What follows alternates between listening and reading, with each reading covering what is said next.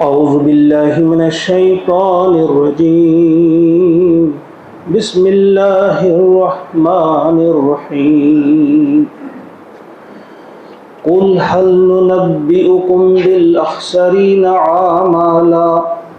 الذين ضل سعيهم في الحياة الدنيا وهم يحسبون أنهم يحسنون صنعا صدق اللہ العظیم۔ آیت نمبر 103 104 جو آپ کے سامنے پڑھی گئی۔ آج ہم سورۃ الکہف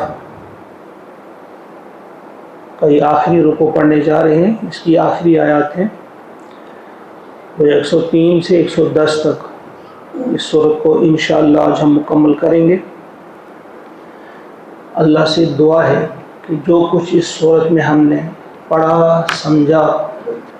اسے اپنی زندگی میں لانے کی بھی ہم سب کو توفیق عطا فرمائے۔ اللہ کا ارشاد ہوتا ہے، قل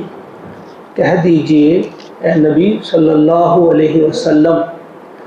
ہل ننبئکم کیا ہم بتا دیں آپ کو،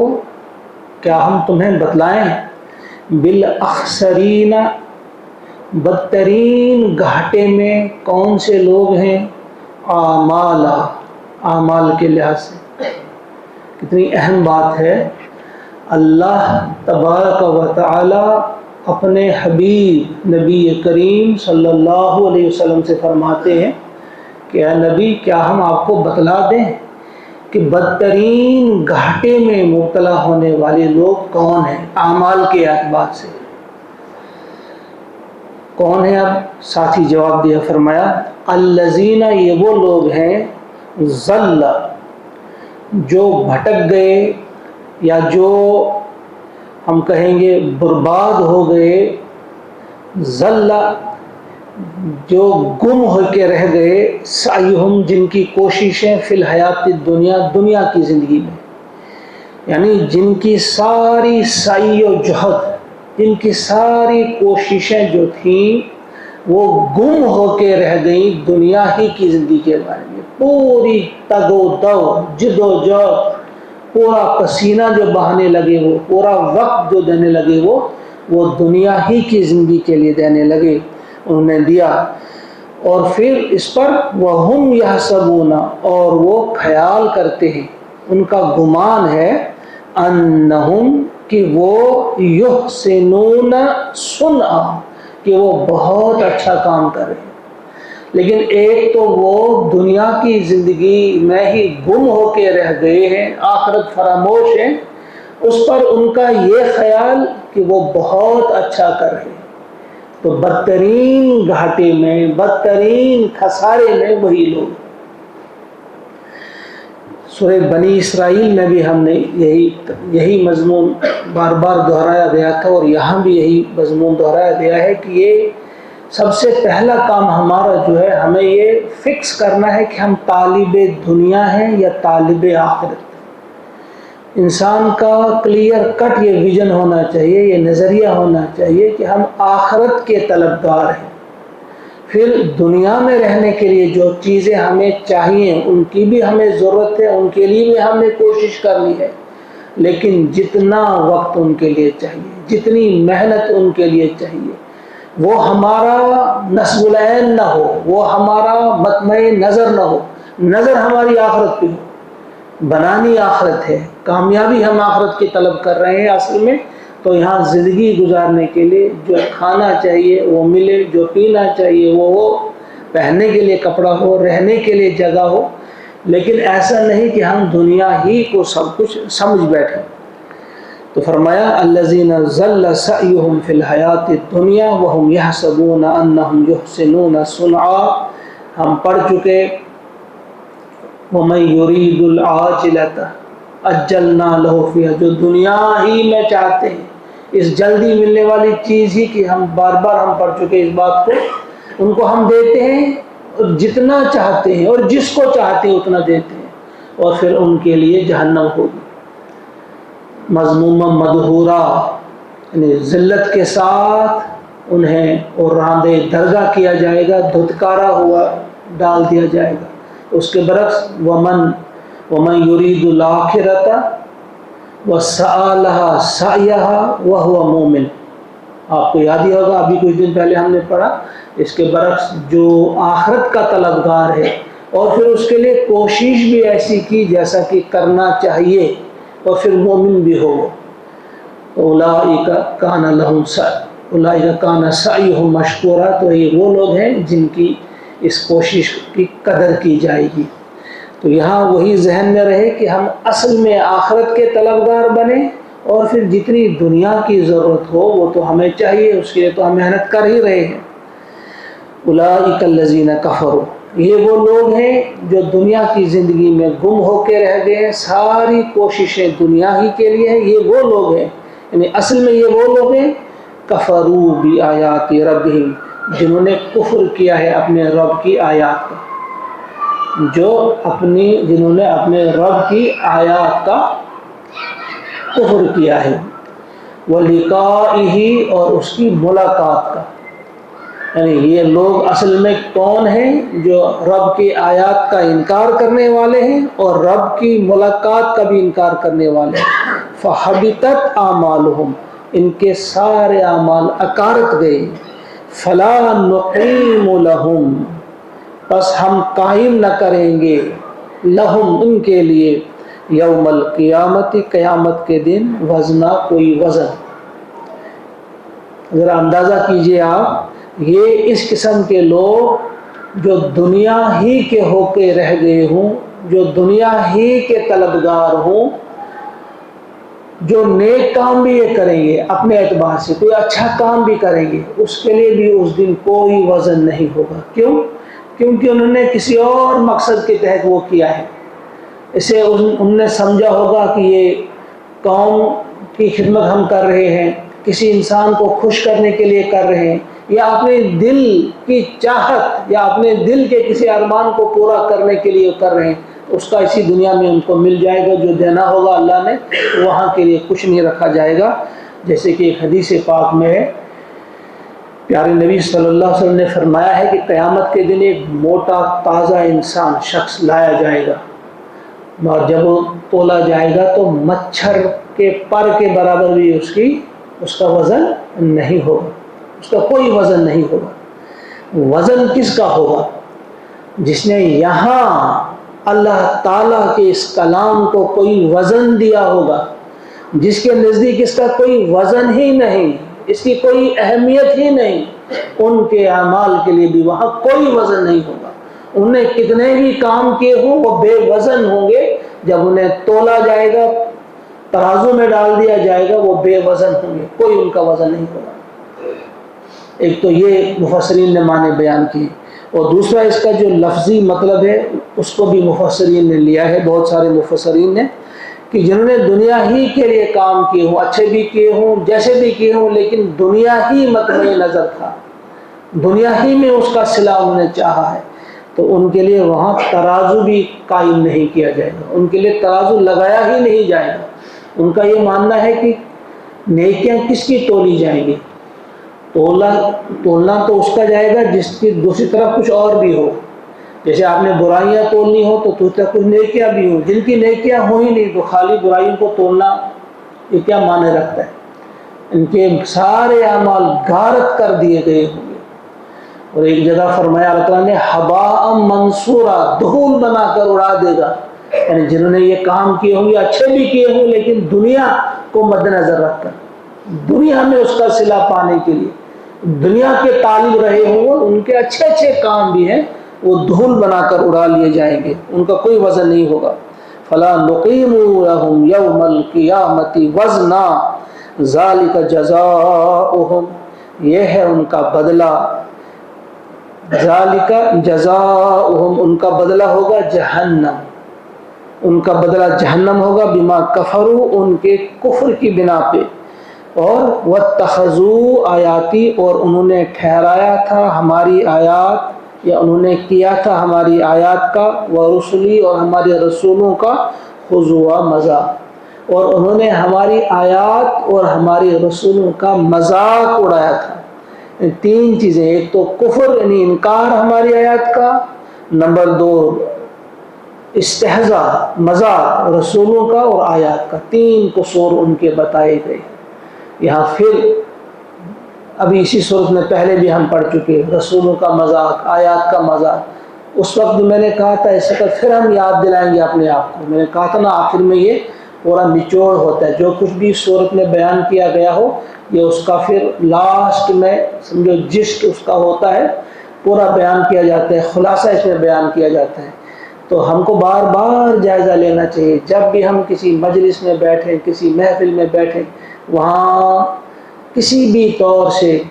مذاق نہ اڑایا جائے اللہ کی آیات کا، اللہ کے رسولوں کا، معجزات کا، یا کسی بھی قسم کی جو اللہ کی باتیں ہیں، اللہ کے کلمات ہیں،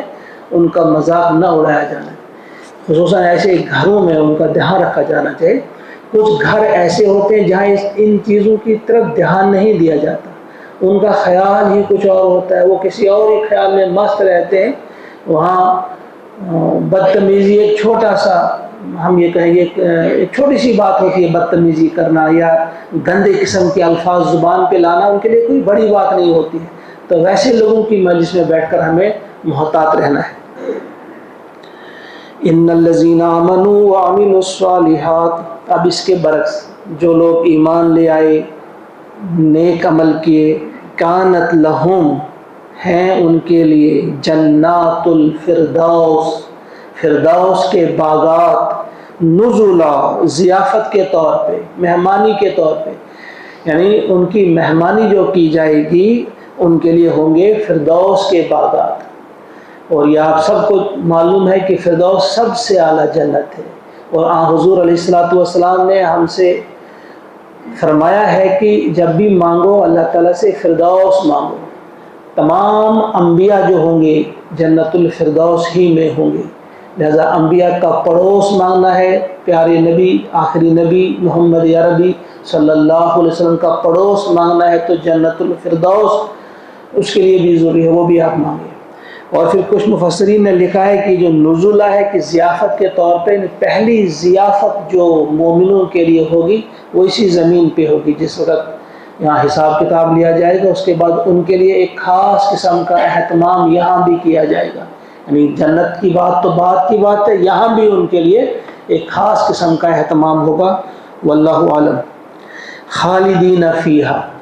تو جنت الفردوس کی بات آ گئی کہ ایسے ایمان والوں کے لیے، عمل صالح کرنے والوں کے لیے فردوس کے باغات ہوں گے مہمانی کے طور پہ، خالدین فیہا، ہمیشہ رہیں گے ان میں۔ بار بار یاد دلانا چاہیے اپنے آپ کو، دیکھیں ایک بار نہیں، دو بار نہیں، 1000 بار اپنے آپ کو یاد دلاتے رہیں ان کے لیے باغات ہوں گے، اور کیسے ہوں گے؟ جن میں ہمیشہ رہیں گے، لا یبغون، نہیں چاہیں گے، انہا، وہاں سے، ہی والا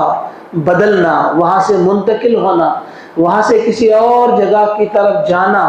یا ان کی چاہت جیسے دنیا میں کہیں بھی رہیں، آپ سوئٹزرلینڈ میں رہیں، کشمیر میں رہیں، کسی خوبصورت جگہ پہ رہیں، لیکن کچھ ہی دنوں کے بعد آپ اکتا جائیں گے کہ اب یہاں نہیں، اب فلاں جگہ ہوتی تو اچھا تھا۔ لیکن جنت ایسی ہوگی کہ وہاں ہر پل، ہر گھڑی نئی نئی نعمتیں سامنے آتی جائیں گی، نئے نئے اللہ تبارک و تعالیٰ کے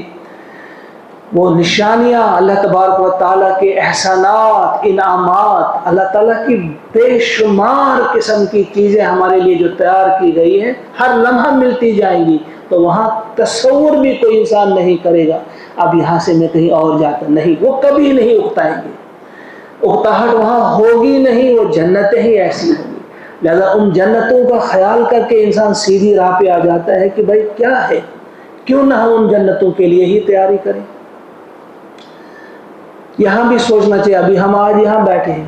آج کے بعد 1,00,000 سال کے بعد یا 2 لاکھ یا 10 لاکھ سال کے بعد کسی وقت انسان جنت میں ہوگا، یہ جو فرمایا ہے نا فَمَن يَعْمَلْ مِثْقَالَ ذَرَّةٍ خَيْرًا يَرَهُ، جس نے ایک ذرے کے برابر خیر کیا ہوگا دیکھے گا اسے۔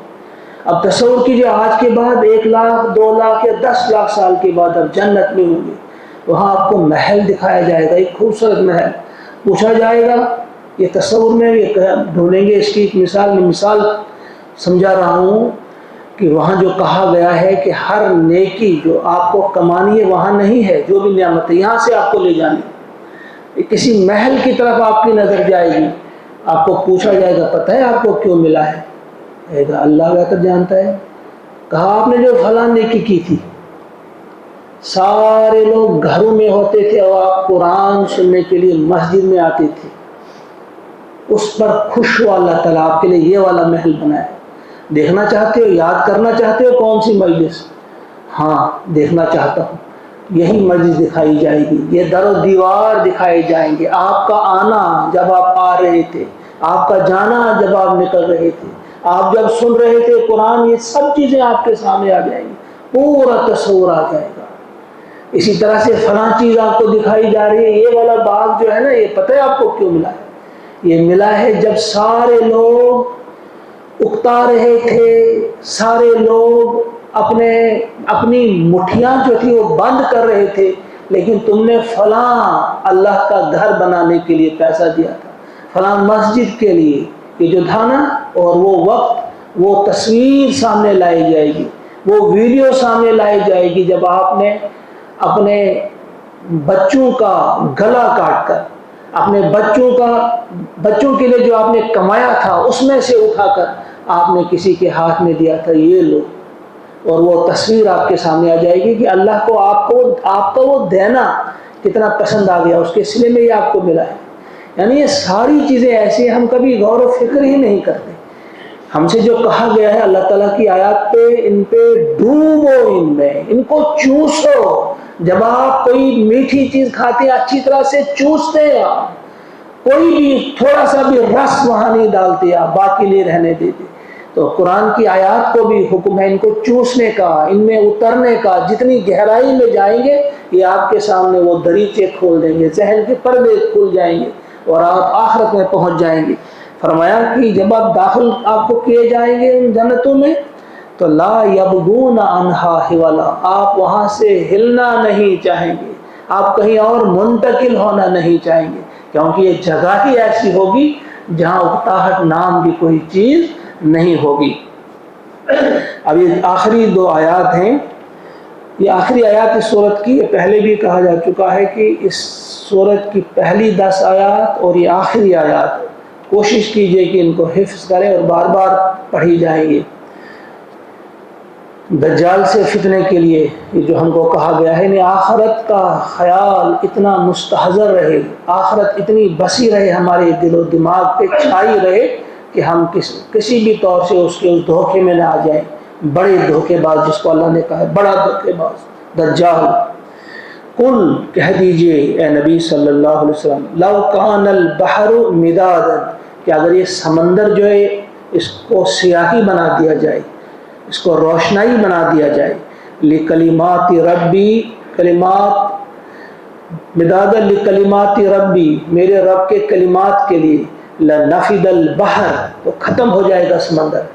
یعنی اگر آپ نے میرے رب کی باتوں کو لکھنا ہو اور اس سمندر کو آپ سیاہی بنا لیں تو یہ سمندر ختم ہو جائے گا، قبل ان تنفد کلمات ربی، اس سے پہلے کہ میرے رب کی باتیں ختم ہوں۔ یعنی میری رب کی باتیں ختم نہیں ہوں گی، یہ سمندر ختم ہوں گے۔ میرے رب کی باتیں اتنی ہیں۔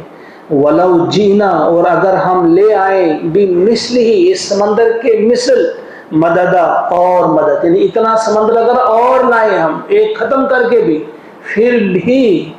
میرے رب کی باتیں ختم ہونے والے نہیں ہیں۔ میرے رب کے انعامات جو ان کو بتایا جا رہا ہے، وہ ڈھونڈ رہے تھے، بھئی معجزات دکھاؤ، ہمیں بتاؤ کوئی معجزہ دکھاؤ، ہم یقین کریں اللہ پہ۔ تو فرمایا اس صورت میں جو باتیں بتائی گئی ہے تو چند ہیں، صرف چند، آپ کے وہ ذہن کے در کھولنے کے لیے کچھ چیزیں آپ کے سامنے رکھی گئی۔ اگر اپنے رب کی، میرے رب کی تمام چیزوں کو لایا جائے تو یہ سمندر ختم ہو جائیں گے، لیکن وہ باتیں پوری نہیں ہوں گی، وہ کلمات پورے نہیں ہوں گے۔ اور اس سے زیادہ وسیع الفاظ جو استعمال میں سورہ لقمان میں جو آگے جا کر ہم پڑھیں گے، اس میں اللہ تعالیٰ نے فرمایا ہے وَلَوْ أَنَّ مَا فِي الْأَرْضِ وَلَوْ أَنَّ مَا فِي الْأَرْضِ وَلَوْ أَنَّ مَا فِي الْأَرْضِ من शजरत अकलाम, जो पूरी रोए ज़मीन में जितने भी दरख्त हैं अगर उनके कलम बनाए जाएंगे,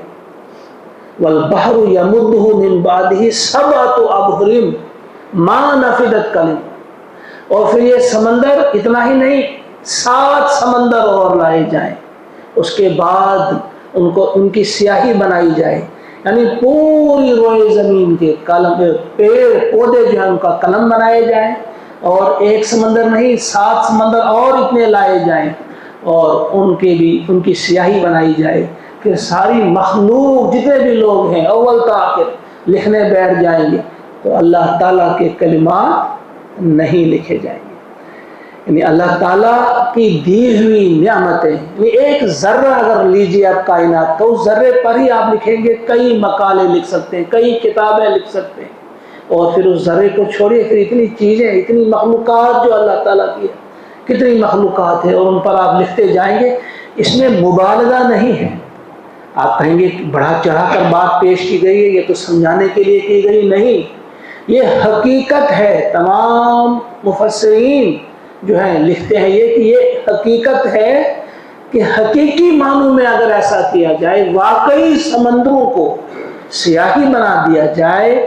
दरख्तों को कलम बना दिया जाए, सारे इंसानों को आदम अलैहिस्सलाम से लेकर क़यामत तक जितने आने वाले उनको लिखने पे मसरूफ़ कर दिया जाए, या जिन्नों को भी लगा दिया जाए, फरिश्तों को भी लगा दिया जाए, तो रब की बातें, रब के कलिमात जो है वो मुकम्मल नहीं होंगे। कुल इन्नमा अना बशरुम मिस्लुकुम, अब ये आखिरी आयत है इस सूरत की। अब ये जो सेकंड लास्ट आयत जो अभी हमने पढ़ी, यही कलिमात रब्बी की बात। अब देखिए ज़रा सूरह बनी इसराइल की आखिरी, वहाँ भी जो सेकंड लास्ट आयत थी उसमें अस्माउल हुस्ना की बात थी, वलहुल अस्माउल हुस्ना, कुलिदुल्लाह अबिर रहमान, तुम अल्लाह को अल्लाह कहकर पुकारो या रहमान कहकर पुकारो, उसी के लिए सारे अच्छे नाम हैं। वलहुल अस्माउल हुस्ना, वहाँ अस्माए हुस्ना की बात थी, अब यहाँ कलिमात रब की बात, अल्लाह ताला के कलिमात की बात। अब आखिरी आयत में वहाँ जिस तरह से तौहीद थी, वह कब्बिरहु तकबीरा, उसकी बड़ाई का बयान था, इसमें भी बड़ाई का बयान आ रहा है। फरमाया कुल, कह दीजिए, इन्नमा अना बशरुम मिस्लुकुम, ए नबी सल्लल्लाहु अलैहि वसल्लम इनसे बता दीजिए कि मैं तुम्हारा जैसा एक इंसान हूँ।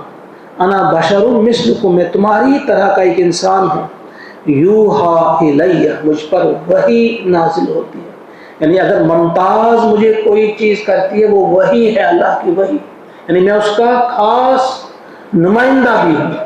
वरना इंसान की हैसियत से जैसे आपको खाने की ज़रूरत है, मुझे भी खाने की ज़रूरत है, आपको पीने की ज़रूरत है, मुझे भी पीने की ज़रूरत है,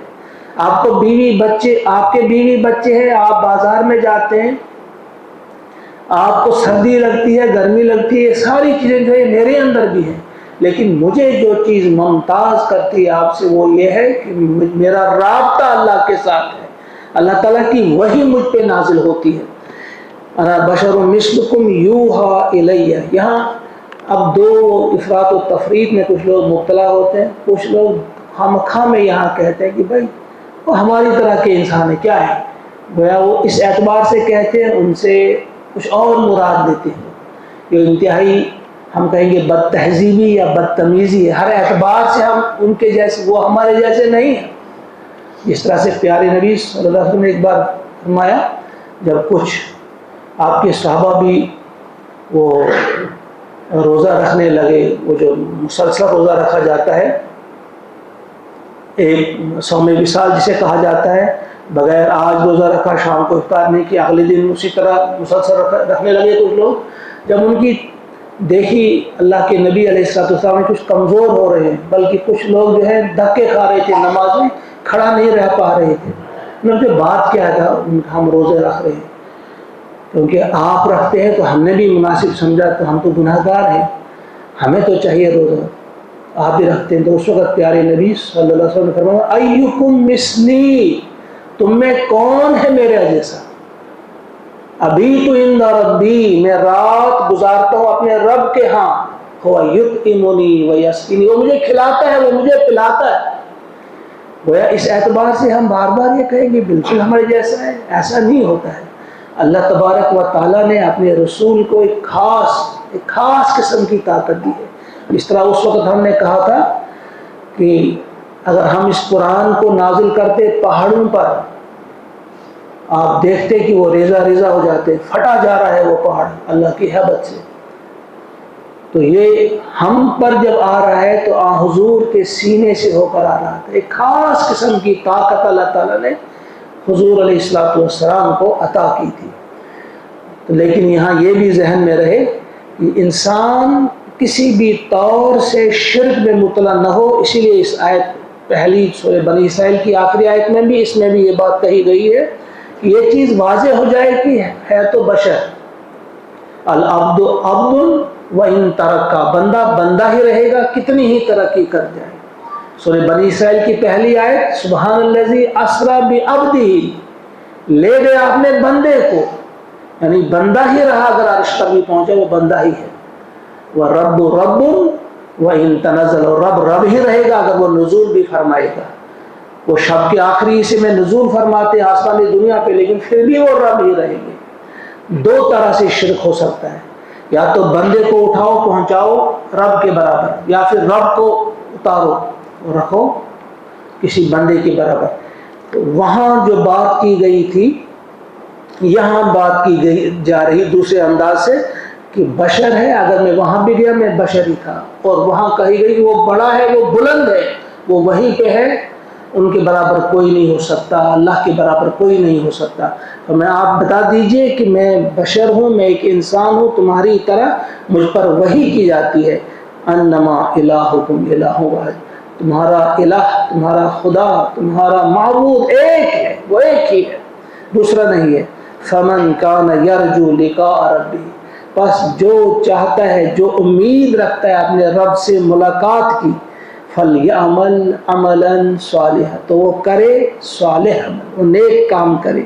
ولا یشرک، اور شریک نہ ٹھہرائے، بعبادت ربہ، اپنے رب کی عبادت میں احدہ کسی کو بھی، یعنی اس کے لیے ضروری یہ ہے کہ وہ رب کی عبادت میں کسی کو شریک نہ ٹھہرائے۔ عبادت کسی کی نہیں ہو سکتی رب کے علاوہ،